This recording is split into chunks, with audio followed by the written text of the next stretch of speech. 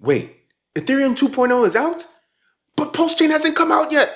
Richard, how could you lie to me? Richard, you said this would come out. How could you lie? Why is my life over?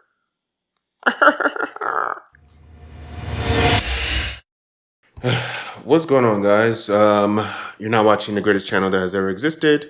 My name is 𝘕𝘰𝘯𝘦, and I appreciate you for being here with me. So, as I saw in the earlier part of this video, Ethereum 2.0 is now out, and it has come out before PulseChain. And not only that, PulseChain has no release date out yet still.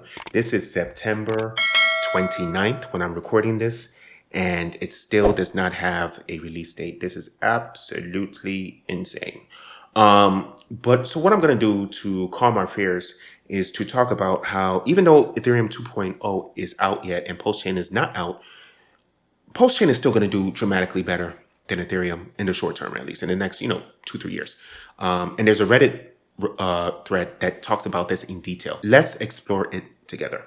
Okay, so this Reddit thread is from 𝘕𝘰𝘯𝘕𝘺. So he says the most obvious reason PulseChain will have lower gas fees is that it will have fewer users and therefore have less demand. But there are a number of technical advantages that will cause gas fees to be lowered even at equal demand. Ranked in my guess of order, which will be the most relevant to gas prices. So it's true. PulseChain has very strong advanced features that Ethereum 2.0 doesn't have. So PulseChain will have lower gas fees no matter what. It's going to have lower gas fees even if it has more throughput than Ethereum. And that's probably never going to happen. Even Richard Heart himself says that he doesn't want PulseChain to be an Ethereum killer. He says that he wants PulseChain to be an Ethereum helper so that there's going to be less traffic on Ethereum and there's going to be a lot of traffic on PulseChain, and PulseChain will be able to handle it. Okay, let's get into the first aspect of why there's going to be lower gas fees. He says that 𝘕𝘰𝘯𝘕 says that there's going to be 3-second blocks instead of 12-second blocks, meaning 4 times more throughput as well as a more responsive network. This is true. You can look at the white paper of PulseChain. It's going to have about 4 times of a faster process. Each block will have slightly more throughput than Ethereum block. Also, each PulseChain is worth somewhere between the neighborhood of 0.000001 Ethereum. The smallest fraction of Pulse, which is called a beat, is a smaller fraction of Pulse than a 𝘰𝘰 is of Ethereum. So essentially, the minimum bid for gas fees will be much lower. Yes, so 𝘰𝘰 is the smallest amount that you can pay for gas fees. I remember at the height of cryptocurrency in about August 2021, I was paying about $100 to move Ethereum from one wallet to another. I was paying $100 to move $10 worth of Ethereum from one wallet to the other. It was absolutely insane. So at the height of the crypto bull market that's going to happen in a year or two with PulseChain, hopefully I only have to pay like maybe $5, $6 to move that $100 from one wallet to another instead of $100 to move $10. Okay.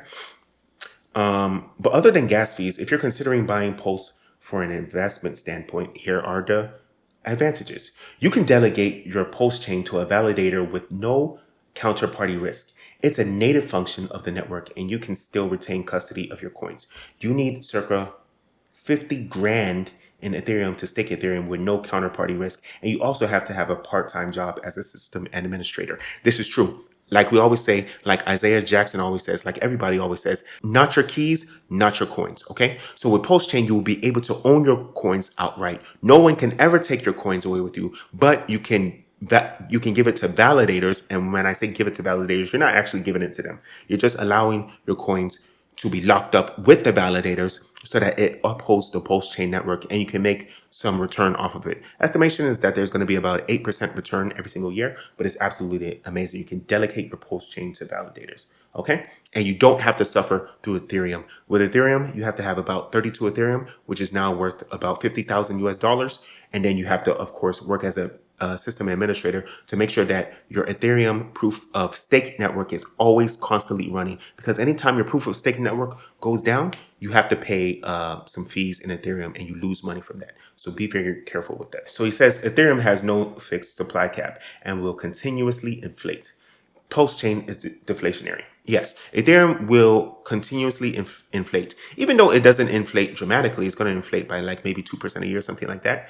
PulseChain will only have about 12 trillion PulseChain coins, and it will be constantly depleted, constantly deflated every single time there's a transaction on the PulseChain network. There's estimation that if it does the same network transactions as Uniswap, that there's going to be about $600,000 worth of deflation every single day. And then finally, he says, Ethereum has plenty of its own advantages, but that's a separate list. It's true. So you need to read the Ethereum white paper, read the PulseChain white paper, compare the differences and the positives, watch all of my videos. I have tons of videos now. I have about 90 videos almost, I would say. Tons of videos explaining the importance of DeFi, tons of videos explaining the importance of PulseChain. Watch these videos, explore them yourself, educate yourself. I'm telling you this because I thank you, I love you, I appreciate you. Let's get this money.